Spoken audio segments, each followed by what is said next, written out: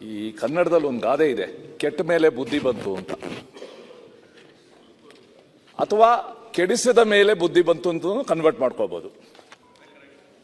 ಸಭಾಧ್ಯಕ್ಷರೇ, ಪೊನ್ನಣ್ಣವರು ಇಲ್ಲೇ ಇದ್ದಾರೆ, ನಮ್ಮ ಸರ್ಕಾರದ ಕಾನೂನು ಸಲಹೆಗಾರರು. ಅವರ ಹತ್ರ ಮಾಹಿತಿ ಇದೆ. ಹೈಕೋರ್ಟ್ ಅಲ್ಲಿ ಈ ಪ್ರಕರಣ ಬಂದಾಗ ಸ್ಪೆಸಿಫಿಕ್ ಆಗಿ ಹೈಕೋರ್ಟ್ ಜಡ್ಜ್ ಕೇಳಿದ್ರು, SOP ಏನಾದ್ರು ಮಾಡಿದ್ದೀರಾ ನೀವು ಕ್ರೌಡ್ ಮ್ಯಾನೇಜ್ಮೆಂಟ್ಗೆ? SOP ಮಾಡಿದ್ದೀರಾ ಅಂತ ಕೇಳಿದ ಮೇಲೆ ಇದೊಂದು ಆಫ್ಟರ್ ಥಾಟ್, ಒಂದು ರೀತಿಯಿಂದ ಪೋಸ್ಟ್ ಮಾರ್ಟಮ್ ಒಂದು ಬಿಲ್ ಇದು. I will call it as A SOP bill.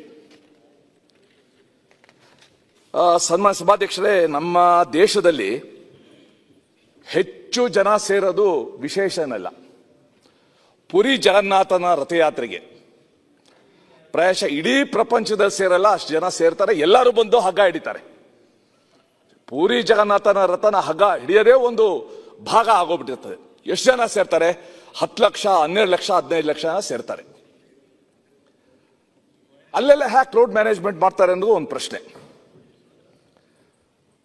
ಮತ್ತೆ ನಮ್ಮದೇ ರಾಜ್ಯದಲ್ಲಿ ಅದು ಕೊಟ್ಟೂರು ಇರ್ಬೋದು, ಕೊಪ್ಪಳ ಇರ್ಬೋದು, ನಮ್ಮ ಬೆಂಗಳೂರಿನ ಕರ್ಗ ಇರ್ಬೋದು, ಜನಸಾಮಾನ್ಯರು ಹೆಚ್ಚಿನ ಜನಸಂಖ್ಯೆಯಲ್ಲಿ ಬರ್ತಾರೆ. ಯಾಕೆಂದ್ರೆ ಒಳ್ಳೆ ಭಾವನೆಯಿಂದ ಬರ್ತಾರೆ. It will be most disorganised but organised, ಯಾರಿಗೂ ತೊಂದರೆ ಆಗೋದಿಲ್ಲ. ಆದರೆ ಸರ್ಕಾರ ಜುಲೈ 4ನೇ ತಾರೀಕು, if I am right, black Wednesday ಅಂತ ಒಂದು ಸಿನಿಮಾ ಬಂದಿತ್ತು, ಬಹಳ ಒಂದು ಒಳ್ಳೆ ಫಿಲ್ಮ್ ಅದು. But that was a black Wednesday. ಅವತ್ತು ನಾವು ಮಾಡಿದ ತಪ್ಪಿನಿಂದ, ನಮಗಿದ್ದ ಪ್ರಚಾರದ ಹಪಾಹಪಿತನದಿಂದ, ನಾವು ಮುಂದೆ ಏನಾಗುತ್ತೆ ಅಂತ ಯೋಚಿಸದೇ ಇದ್ದಿದ್ದರಿಂದ ಒಂದು ದುರ್ಘಟನೆ ಜರುಗೋಯ್ತು. ಅದ್ರ ಬಗ್ಗೆ ಚರ್ಚೆ ಆಗಿದೆ. ಮಧ್ಯಾಹ್ನ ಉತ್ತರ ಕೊಡ್ತೀರಾ. ಇವತ್ತು ನೀವೇನು ಬಿಲ್ ತಂದಿದ್ದೀರಾ, ಈ ಬಿಲ್ಲಲ್ಲಿರೋ ಎಲ್ಲ ಅಂಶಗಳನ್ನು ಕೂಡ ಈ ಬಿಲ್ ಇಲ್ದೇನೆ ಮಾಡಬಹುದಾಗಿತ್ತು. ಸ್ವಲ್ಪ ಕಾಮನ್ ಸೆನ್ಸ್ ಇದ್ದಿದ್ರೆ, ಸ್ವಲ್ಪ ಮುಂದೆ ಏನಾಗುತ್ತೆ ಅಂತ. ಯಾಕಂದ್ರೆ ನಮ್ಮ ಇಲಾಖೆಗಳಲ್ಲಿ ಇರುವ ಅಧಿಕಾರಿಗಳು ಅನೇಕ ಘಟನೆಗಳನ್ನ ನೋಡಿದ್ದಾರೆ, ಅನೇಕ ವಿದ್ಯಮಾನಗಳನ್ನ ನೋಡ್ಬಿಟ್ಟಿದ್ದಾರೆ. ಅವ್ರಿಗೆ ಗೊತ್ತು ಏನಾಗ್ಬೋದು ಅಂತ.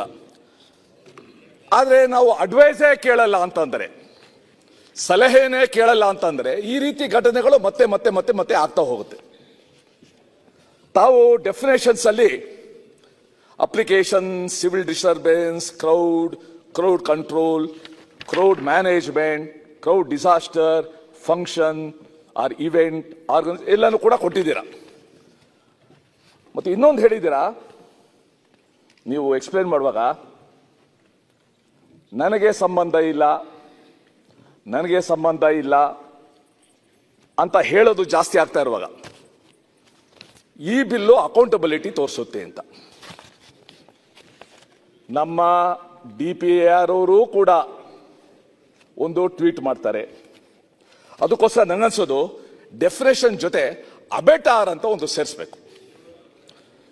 ಹೂ abetted this, who gave permission, who asked the crowd to move to Chinnaswamy stadium,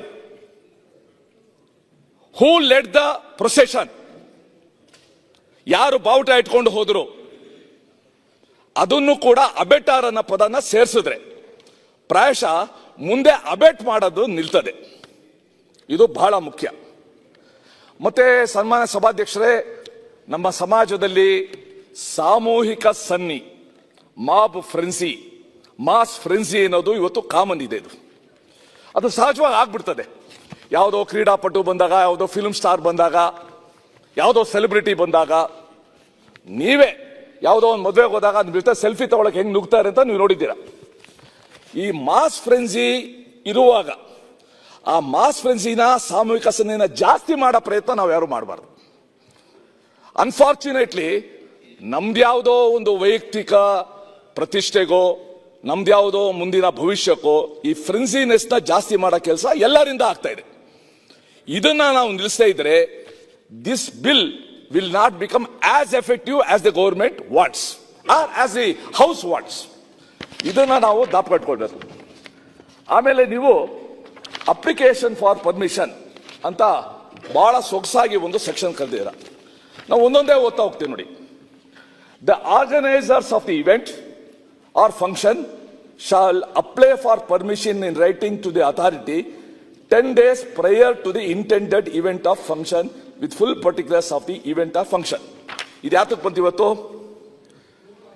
3ನೇ ತಾರೀಕು ಕ್ರಿಕೆಟ್ ಮ್ಯಾಚ್ ಗೆದ್ರು, 2ನೇ ತಾರೀಕೆ ಹೋಗಿ ಕಬ್ಬನ್ ಪಾರ್ಕ್ ಪೊಲೀಸ್ ಸ್ಟೇಷನ್ ಒಂದು ಅಪ್ಲಿಕೇಶನ್ ಕೊಡ್ತಾರೆ.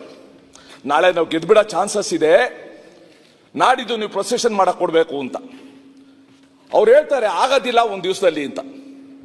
ಒಂದು ದಿವಸ ಯಾಕಂದ್ರೆ ಹೈರಾಣ ಆಗ್ಬಿಟ್ಟಿರ್ತಾರೆ 3ನೇ ತಾರೀಕು ರಾತ್ರಿ ಇವರೆಲ್ಲ ವಿಕ್ಟರಿ ಸೆಲೆಬ್ರೇಷನ್ ಎಲ್ಲ ನೋಡ್ಕೊಂಡು. ಇವತ್ತು ಇದೇನು ತಂದಿದ್ದೀರಾ, ಇದನ್ನ ಅವತ್ತು ಪೊಲೀಸ್ ಅವ್ರು ಹೇಳಿದಾಗ 2 ದಿವಸ ತಡವಾಗಿ ಮಾಡಿ, ನೀವು 2 ದಿವಸ ತಡವಾಗಿ ಸೆಲೆಬ್ರೇಷನ್ ಮಾಡಿ. ಬಾಂಬೆನಲ್ಲಿ ಚಾಂಪಿಯನ್ ಟ್ರೋಫಿ ಇಂಡಿಯನ್ ಟೀಮ್ ಗೆದ್ದು ಬಂದಾಗ ಮೆರಿನ್ ಡ್ರೈವ್ ಅಲ್ಲಿ ಆ ಮೆರವಣಿಗೆ ಹೋದಾಗ they had lot of time for preparation. Here the poor police department had no time. We did not give time. 40 lakh ಜನ ಇದ್ರು ಸರ್ ಅಲ್ಲಿ ಮೆರಿನ್ ಡ್ರೈವ್, 40 ಲಕ್ಷ ಜನ ಇದ್ರು, 40 lakhs. So we did not give time. So ಇವತ್ತೇನಾಗಿದೆ, ಈ 10 days ಅನ್ನೋದು ಈ ಬಿಲ್ಲಿನ ಭಾವನೆ ಪ್ರಾಯಶಃ ಜುಲೈ 4th ಗಿಂತ ಮುಂಚೆ ನಮ್ಮ ಸರ್ಕಾರದಲ್ಲಿ ಇದ್ದಿದ್ರೆ ಆ 11 ಜನ ಅಮಾಯಕರ ಪ್ರಾಣ ಹೋಗ್ತಾ ಇರಲಿಲ್ಲ. ಚಿನ್ನಸ್ವಾಮಿ ಸ್ಟೇಡಿಯಂ ಅದರದೇ ಆದ ಹೆಸರಿನಲ್ಲಿ ಹೆಸರು ಗಳಿಸಿದೆ. ನಾನು first Indian cricket test Chinnaswamy stadium ಅಲ್ಲಿ ನಡೆದಾಗ ನಾನು ನೋಡಿದ್ದೀನಿ. West Indies versus India Lloyd ಬಂದಿದ್ರಾಗ. ಅವತ್ತಿಂದ ನೋಡ್ಕೊಂಡು Chinnaswamy stadium has its own plus points. ಇದರಿಂದ ಇವತ್ತು ಚಿನ್ನಸ್ವಾಮಿ ಸ್ಟೇಡಿಯಂ ಅಲ್ಲಿ ಮ್ಯಾಚ್ ಆಡಕ್ಕೆ ಬಿಡ್ತಾ ಇಲ್ಲ. ವಿಮೆನ್ ಕ್ರಿಕೆಟ್ ಟೀಮ್ ಮ್ಯಾಚ್ ಮಾಡಕ್ಕೆ ಪರ್ಮಿಷನ್ ಕೊಡ್ತಾ ಇಲ್ಲ. That is a big black mark on Bangalore, Karnataka, Chinnaswamy stadium. ಈ ಭಾವನೆ ಜುಲೈ 4ಕ್ಕಿಂತ ಮುಂಚೆ ನಿಮ್ಮ ಸರ್ಕಾರಕ್ಕೆ ಬಂದಿದ್ದಿದ್ರೆ ಬೇಡ್ರಯ್ಯ, ದಯವಿಟ್ಟು ಮೆರವಣಿಗೆ ಮಾಡಬೇಡಿ, 2 ದಿವಸ ಟೈಮ್ ಕೊಡಿ, ನಾವು ಪ್ರಿಪೇರ್ ಆಗಬೇಕು. ಇವಾಗ ನೀವು ಹೇಳ್ತೀರಾ, please hello my don't cut that. ಚರ್ಚೆ ಮಾಡಿ ಬಿಲ್ ಬಗ್ಗೆ ಮಾತಾಡಿದ್ದೀರಾ, ಬಿಲ್ ಬಗ್ಗೆನೇ ಮಾತಾಡ್ತಾ ಇರೋದು. ಬಿಲ್ ಪ್ರಾವಿಷನ್ ಬೇಕಾ ಬೇಡವಾ? ಬೇಕು ಅಂತ ಹೇಳ್ತಾರೆ, ಮುಂಚೆ ಬರ್ಬೇಕಾಯ್ತು ಅಂತ ಹೇಳ್ತಾ ಇರೋದು. ಅದು ಬೇರೆ ವಿಚಾರ, ಚರ್ಚೆ ಮಾಡಿದ್ದೀರಾ ಸಭಾಧ್ಯಕ್ಷರೇ? ಬಿಲ್ ಬಗ್ಗೆ ಬಿಟ್ಬಿಟ್ಟು ನಾನು ಆಚೆ ಹೋಗ್ತಾ ಇಲ್ಲ. ಪ್ರಾವಿಷನ್ಸ್ ಬಗ್ಗೆ ಮಾತಾಡಿ, ಕೂತ್ಕೊಳ್ಳಿ ದಯವಿಟ್ಟು, ಅಷ್ಟೇ, ಇನ್ನೇನಿಲ್ಲ. ಕೂತ್ಕೊಳ್ಳಿ ಸುಮ್ಮನೆ ಚರ್ಚೆ ಆ ಸಮಯ ನೀವು ಅದರ ಬಗ್ಗೆ ಮಾತಾಡಕ್ಕೆ ಹೋಗ್ತಾ. ಹೌದು ಸರ್, ಈ ಬಿಲ್ ಮಾತಾಡಿ. ವಿರೋಧ ಪಕ್ಷದವ್ರು ಮಾತಾಡಬೇಕು, ಸ್ವಲ್ಪ ಯೋಚನೆ ಇದ್ದಿದ್ರೆ ಈ ಬಿಲ್ಲು ಈ ಚರ್ಚೆ ಆಗತ್ತೇನೆ ಇರ್ತಾರೆ ಇಲ್ಲ. ಆಯ್ತು, ಏನ್ ಮಾಡಿದ್ರೆ ಬಿಲ್ ಬಂದಿದೆ. ಸೊ ಅದಕ್ಕೋಸ್ಕರ ನೀವೇನು ಬೇರೆ ಬೇರೆ ಪ್ರಾವಿಷನ್ಸ್ ಹೇಳಿದ್ದೀರಾ, ಅದೆಲ್ಲಾನು ಕೂಡ ಬಹಳ ಮಾರ್ಮಿಕವಾಗಿದೆ. ಆಮೇಲೆ ಹೇಳ್ತೀರಾ, if the authority decides to grant the permission then it shall hold prior security meetings with organizer and other departments like fire safety authority. ಇಂದ್ರೆ ಯಾರು ನಿಮ್ಮ ಪ್ರಕಾರ? ಪೊಲೀಸ್ ಸ್ಟೇಷನ್, ಇಲ್ಲದೇ DSP, ಇಲ್ಲದೇ ಕಮಿಷನರ್. ಇದು ಕೂಡ ಅವತ್ತೇನಾದ್ರು ಅವಕಾಶ ಇದ್ದಿದ್ರೆ ಇವ್ರ ಜೊತೆ ಎಲ್ಲ ಡಿಸ್ಕಸ್ ಮಾಡಿ ಇದನ್ನು ಪ್ರಾವಿಷನ್ ಮಾಡ್ತಾ ಇದ್ದಾರೆ, ಇದು ಆಗ್ತಾ ಇರಲಿಲ್ಲ. ಸೊ ನಾನು ನಿಮ್ಮಲ್ಲಿ ಕೇಳ್ಕೊಳ್ಳೋದು, ಈ ಬಿಲ್ಲಿನ ಸ್ಪಿರಿಟ್ ನಾನು ಪೂರ್ತಿ ಒಪ್ಕೊಳ್ತೀನಿ, ಈ ಬಿಲ್ಲಿನ ಕಂಟೆಂಟ್ ಅನ್ನು ನಾನು ಪೂರ್ತಿ ಒಪ್ಕೊಳ್ತೀನಿ.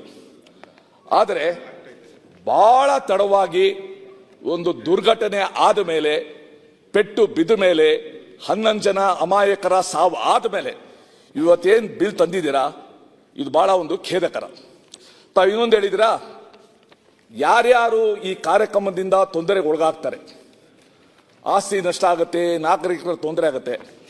ಗೃಹ ಸಚಿವರೇ, ಈಗ ಫ್ರೀಡಂ ಪಾರ್ಕಲ್ಲಿ ಪ್ರೊಟೆಸ್ಟ್ಗಳು ನಡೆಯುತ್ತೆ.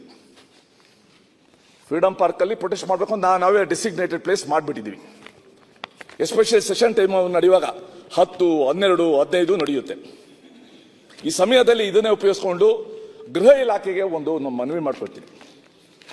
ಎದುರುಗಡೆನೆ ಮಹಾರಾಣೀಸ್ ಕಾಲೇಜ್ ಇದೆ, ಹಿಂಗಡೆ ಹೋಮ್ ಸೈನ್ಸ್ ಕಾಲೇಜ್ ಇದೆ, ಅಲ್ಲಿ SJP ಇದೆ, ಇನ್ನೊಂದು ಯೂನಿವರ್ಸಿಟಿ ಇದೆ, ಎಲ್ಲನೂ ಇದೆ. ಇವರಿಷ್ಟು ಸೌಂಡ್ ಹಾಕ್ತಾರೆ ಪ್ರತಿಭಟನೆ ಮಾಡೋರು. ಆ ವಿದ್ಯಾರ್ಥಿಗಳಿಗೆ ಪಾಠ ಕೇಳಕ್ಕಾಗೋದಿಲ್ಲ. ಅವರೆಲ್ಲ ಬರೆದಿದ್ದಾರೆ ಲೆಟ್ರು, ನಮ್ಗೆ ಇರೋಕ್ಕಾಗ್ತಾ ಇಲ್ಲ ಅಂತ. ನಾನು ಈಗಾಗಲೇ ಬೆಂಗಳೂರು ಸಿಟಿ ಪೊಲೀಸ್ ಕಮಿಷನರ್ಗೆ ಫೋನ್ ಮಾತಾಡಿ ದಯವಿಟ್ಟು ಡಿಸೇಬಲ್ಸ್ನ ಕಡಿಮೆ ಮಾಡಿ ಅಂತ. ಮತ್ತೆ ಇಷ್ಟೊಂದು ಕ್ರೌಡ್ ಆದಾಗ ಯಾವನೋ ಎಕ್ಸಾಮ್ಗೆ ಹೋಗ್ಬೇಕಾಗತ್ತೆ, ಎಕ್ಸಾಮ್ಗೆ ಹೋಗಲ್ಲ, ಅದು KPSC ಇರ್ಬೋದು, ಯಾವುದೋ ಇರ್ಬೋದು. ಯಾರೋ ಇಂಟರ್ವ್ಯೂಗೆ ಹೋಗ್ಬೇಕಾಗತ್ತೆ, ಅವನು ಹೋಗಕ್ಕಾಗಲ್ಲ. ಯಾವುದೋ ಆಂಬ್ಯುಲೆನ್ಸ್ ಹೋಗ್ಬೇಕಾಗತ್ತೆ, ಆಗಲ್ಲ. ಆಗ ಆಗುವ ಹಾನಿನ ನೀವು ಹಣದಿಂದ ನೀವು ಅಳಿಯಕ್ಕಾಗೋದಿಲ್ಲ.